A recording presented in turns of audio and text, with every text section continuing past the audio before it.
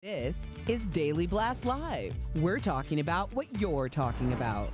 Real, honest, entertaining, live. DBL starts right now. Welcome to DBL. It's Friday, May 1st. I'm Tori. I'm all by myself in the studio, but I got Stephanie Jones and Erica Cobb joining me from home. Erica, you think you can give me what I'm looking for? What day is it? Oh, yeah. Yeah. I brought the sunshine because it's Friday. Yay! Thank you very much. We look fantastic. We look like springtime. Everyone is happy to get started. And we start with good news, actually. Anderson Cooper shocked viewers last night with a big announcement. He has a son. Let's take a look. Is Wyatt Cooper. He is 3 days old. He's named after my dad, who died when I was 10 years old. I hope I can be as good a dad as he was. My son's middle name is Morgan, which is a family name on my mom's side. As a gay kid, I never thought it would be possible to have a child, and I'm so grateful for all those who paved the way. Anderson also thanked his doctors, nurses, and his surrogate, who he says has a family of her own. The CNN anchor also got emotional, saying he wished his late mother, father, and brother were able to meet his son. So if you didn't know Anderson Cooper, he is part of the Vanderbilt family, which is a very large, rich family in American history. And his mother, Gloria Vanderbilt, just passed. His brother committed suicide, unfortunately, when they were younger. So he's really alone. Steph, what do you think it must be like to welcome a newborn in this sort of pandemic and you're all alone? Do you think it'd be a good thing? Oh gosh, I mean, I really feel for him because I feel like he has had a lot going on. We were talking about him and there was an expose on his mother or a book that was written that he had no knowledge about, and he was clearly very distressed about that. And obviously he didn't speak about this publicly to any of the CNN viewers. It came as quite the surprise that he was having a son. But I feel happy for him because you know what? It must be really tough. And like you said, his father has passed, his mother and his brother. So I hope that his little son brings him a lot of happiness. Yeah, me too. And I mean, what a miracle baby. I mean, it's quite beautiful, really, isn't it? It really is. And Erica, really quick, I thought the big line of it, as a gay kid, I didn't think I'd ever have a son. That says a lot, and how far we've come, I think. What do you think? Oh, absolutely. But I want people to know that family is what you make it. I mean, the three of us have been blessed with wonderful bio families, but you can choose your family. And Anderson Cooper is not alone. And on top of it, he has a son who has a legacy that has been heavily documented. How many of us have that type of gift to know where we're from and everything about our ancestors? So I think that he is just very fortunate and feeling blessed, and we're rooting for him. He's going to be a great dad. We are. Mazel, mazel, mazel tov. Congratulations, Anderson. Well, Oprah may be a multi-billionaire media mogul, but when it comes to housework, yeah, she's all of us. Here's the talk show queen struggling to put a duvet cover back on. This is like the hardest thing in the world. I'm not going to lie. It's almost impossible. She posted this video on Instagram with the caption, "Anyone else find it challenging getting a duvet inside the cover? There must be a method. What am I missing?" Erica, I treat it like, first I start off slow, like organized, and then I'm like an animal and I'm just like throwing it in. Do you have a method here? For the duvet cover? Yeah, or anything that's struggling for you. Yeah, you have to get one that has the little ties on the four ends so that you put it inside out, tie it, and then you pull it up and then tie it on the two sides. That's how you do the duvet cover. Now, my thing is trying to get my laundry out of the washing machine before it dries because I forget. Oh, that's a big one. And then you have to rewash it. That's a big one. So I'm just ruining clothes over here. Yeah, yeah. The mildew smell that you're like, no, no. Steph, what is hard for you, housework and pandemic? Anything giving you trouble? Okay, long before the pandemic, Tori, came the mattress cover. So not the duvet. I'm all right with the duvet, that's fine. The mattress cover is the stuff of nightmares because you've got to kind of, I've got one that goes like, you know, over the corners. I mean, well, they all do, don't they? But it's like elasticated to try and keep it in place. I can't get it over. My nails are snapping. I don't know how Erica does any house chores, to be honest, because I've got measly nails compared to her, and I'm struggling. So that is hard too, because you always put one side on, and it's always the wrong side. You're like, nope, this isn't this side, whatever. And then you're like pulling it Well, and things have pulling changed it in and trying to make quarantine, it as you can fit. see. Oh, let's see those nails. Let's take a look, Erica Cobb. No, we can't really show them because they're not ready to be shown for anything. Wow. But Wow, it's like yeah, I Madonna. was able to actually safety pin my own dress today. It was very exciting. Mazel tov to you. Look, we're all making strides today. That's great. Halle Berry says actually that the struggle is real when it comes to homeschooling her kids. The actress spoke to Entertainment Tonight about her frustrations. I think a lot of families can relate. Let's take a look. It's a nightmare, and they're not learning anything. To get them to focus and realize they're at home, but yet they're at school, it's really been a challenge. Turns out Halle is not alone. This mom made a video recreating her kids' behavior in quarantine. Making a mess, kicking the back of the car seat, writing on the car with permanent marker. So I really actually appreciate Halle Berry being very honest. Steph, are you losing it in quarantine? Are you feeling like, I got this? This lockdown I own this. I wouldn't go as far to say as I own it, Tori. But, I'm doing okay. I don't have any children, I don't have any pets, so I don't have anything that's really dependent on me right now. So I think that's definitely helping me. I've just got to look after myself. Now that is a bit of a daily struggle. Feeding myself and not getting food poisoning. I mean, I'm slowly getting there, but everything else is haphazard. I'm not gonna lie. Oh, I've just lost my earpiece. There you Hang go. on. There we go. Steph, I'm back. it's a baby step. Not poisoning yourself is a good first step. Always remember, survival's important. Erica, I just think you should give people a break, right? I feel like moms, dads, grandparents, give yourself some self-compassion here. Right, and have realistic expectations. A few weeks ago, I did a podcast with my mom on my podcast, Come Back with Erica Cobb, and it's called Come Back to Education. It's talking a lot about this. Parents need to understand that although they're still trying to provide an education at home for their children, that you need to understand how long you should be like entertaining them with the curriculum according to how old they are. And my mom and I kind of got into that conversation. So a lot of parents think, okay, they're going to be at school for X amount of hours. That's the amount of hours that they should be getting an education at home. And that's not true. Kids that age can only have like 20 minutes when they're at home with you. So just have realistic expectations for yourself. Yeah, I also can do about 20 minutes at a time. And think of like creative things like cooking can help with fractions, cross stitch. Someone was doing like their liquor bottles and the kid had to measure it up correctly. I mean, maybe that's not good with kids. I don't have them clearly. Moving on, Mariah Carey pulled out all the stops to celebrate her kid's birthday while in quarantine. The singer shared a few photos on Instagram of the virtual party for her twins, Moroccan and Monroe. The celebration included a Zoom chat on a large projector, as well as custom-made t-shirts and hats. Mariah captioned the post, "My babies are 9. I love you so much." And don't you think, though, Erica, they'll always be her baby, and they'll linger on. Right, Yeah. right. Yeah, I appreciate that, Tor. So I am currently trying to figure out this situation myself, not with my kids because I don't have any, but my husband and Spike have the same birthday, and it's coming up. And Anthony has decided that what he wants for his birthday is for me to make my Big Mama's gumbo. Now, that is a 2-day event. Whoa. I have never made Big Mama's gumbo. I am so scared that I am going to mess this up. My brother has decided to schedule out hours and times over 2 days to kind of give me a tutorial in real time of how to make this gumbo. Apparently the roux itself is going to take like 2 hours and I should prepare it like a week before. It's a lot. It's a lot of pressure for birthday quarantine. All right, first of all, take a breath. Second of all, I don't know what roux is, but it sounds like something important as part of the gumbo. Second of all, I think this is third of all, I think this is a good trial for you to like go outside of your comfort zone. Big Mama's looking down on you. We root you on, don't we, Stephanie? Oh, yeah, she's got this. I believe in you, Erica. You can do it. You can totally do it. On a scale of 1 to 10, how scared are you?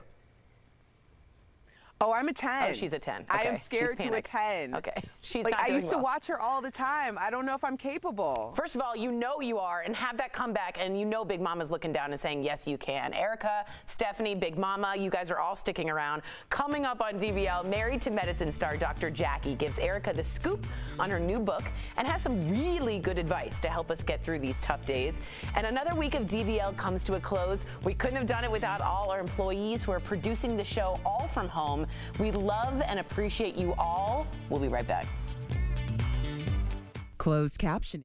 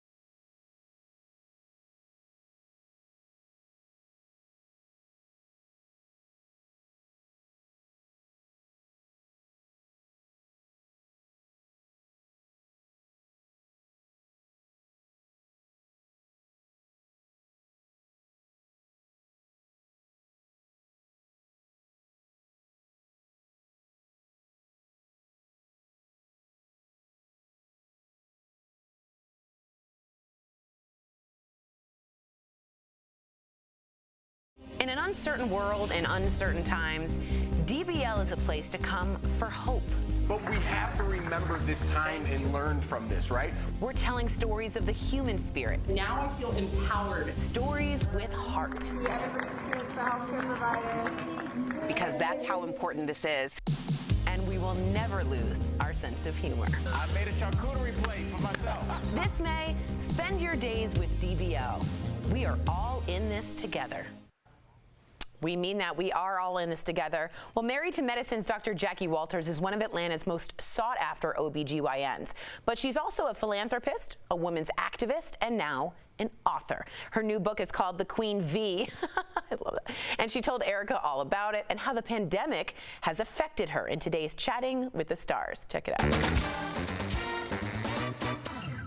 Paging Dr. Jackie to Daily Blast Live. Dr. Jackie, thank you so much for being with us today. Thank you. Thank you for having me today. First, we are in the middle of this pandemic. Obviously, everyone's in quarantine. I'm just wondering, how are you as a doctor and medical professional handling this? Are you in your private practice right now? I'm actually at the office right now. I saw patients this morning. We'll see a few patients this afternoon. I never really thought that it was affecting me. I'm like coming to work every day. The more I'm in it, the more I can find myself having those moments where I have to take a deep breath. I think we kind of think of medical professionals, I mean, you've been an OBGYN for 20 years, and we think of you as superheroes because you are. How are you practicing self-care right now? I talk to family a lot. My husband's at the house. Believe it or not, my staff feels like family. So I spend time with people and I spend quiet times just kind of releasing and talking about the day, journaling, anything I can do to just release it, I'm doing it. Well, I think that we can all take a page from your book and, no pun intended. Speaking of book, The Queen Bee, and you call it a handbook for female empowerment.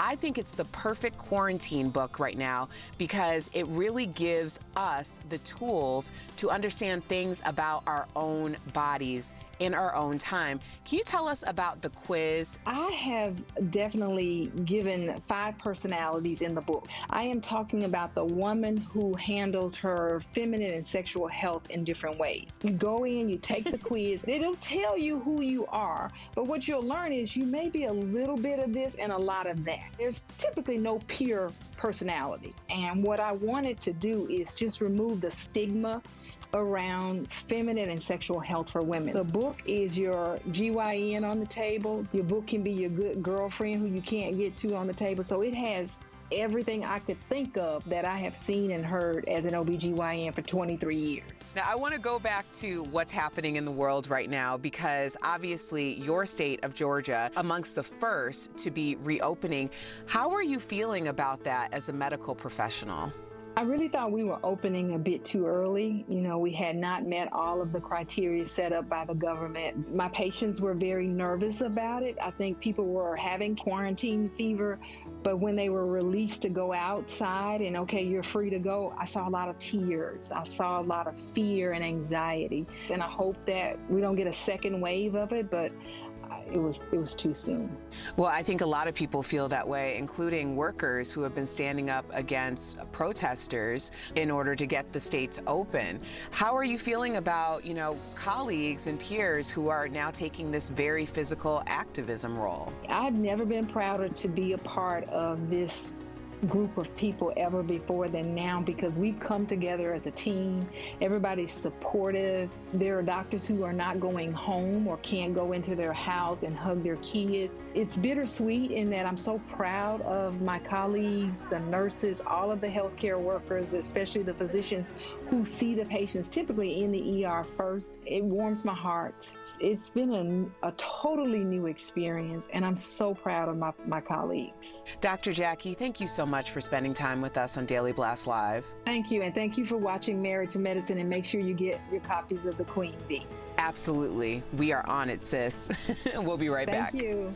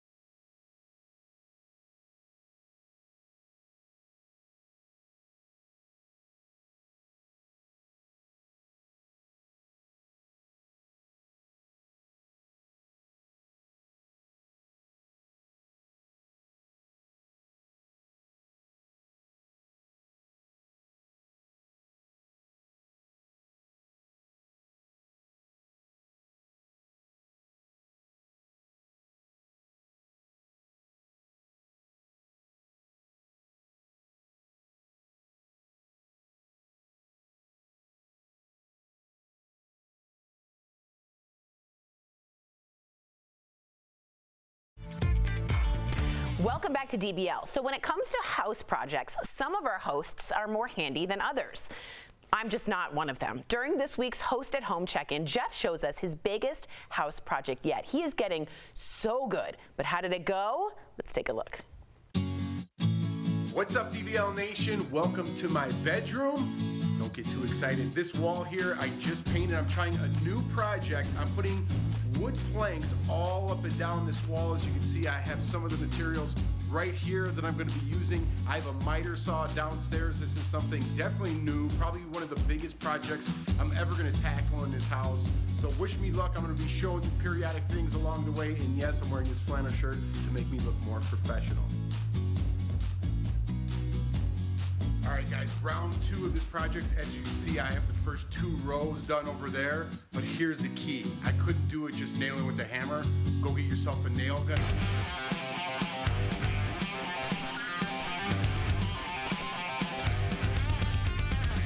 Listen, all in all, it wasn't that bad. It took me all weekend to do. You definitely have to put a weekend in if you want to do this project, but it's important that you use the right tools if you want to get it done. If I could do it all over again, I think I'd get it done in half the time. But using the right tools is what you need. But all in all, I got it done. I like it. More importantly, my wife likes it. So there you go, guys. The finished product.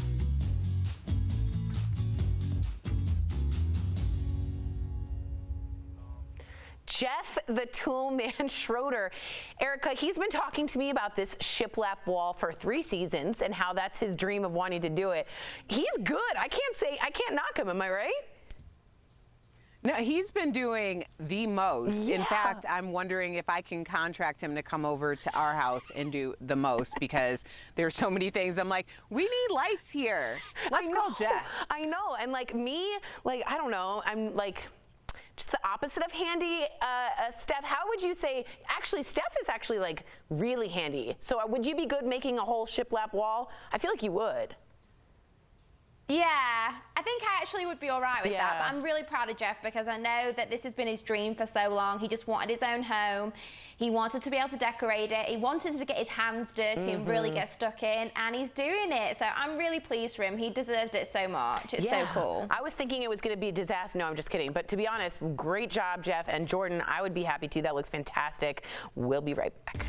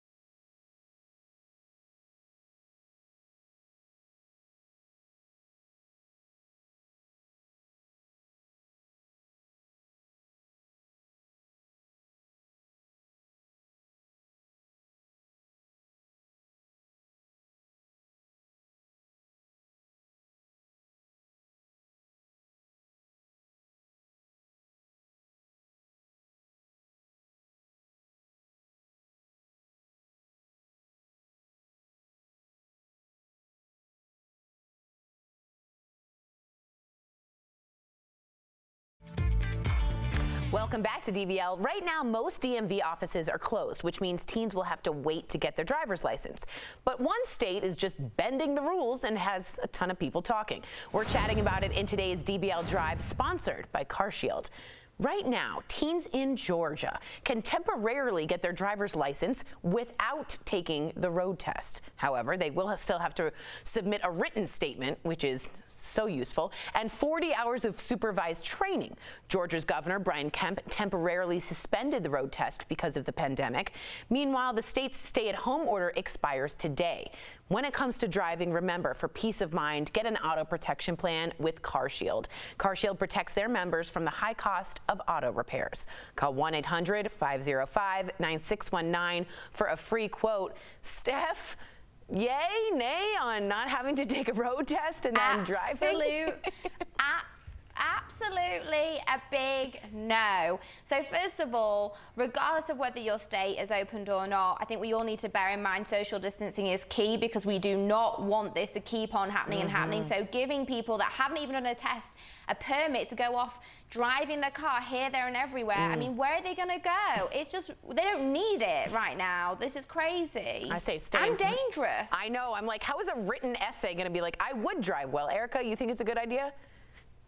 Well, I think there's a flip side to this. You're going to have some 16-year-olds who are also helping to support their families. Good point. So if Good that's point. the case, then that's generally, you know, I think that would be okay. It's a very good point. We've got a big surprise for you guys here on Monday. Make sure to tune in for that. Have a great weekend, everybody. Stay safe, stay lovely, stay laughing.